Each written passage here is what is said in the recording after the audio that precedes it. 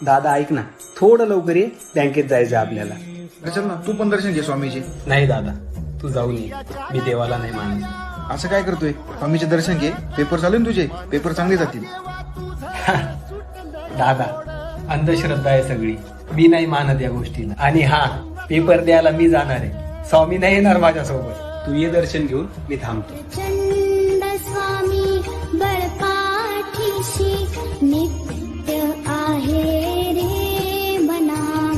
अतर्क्य अवधूत हे स्मरणगामी अशक्य अरे मोबाईल, अरे काय करतोय?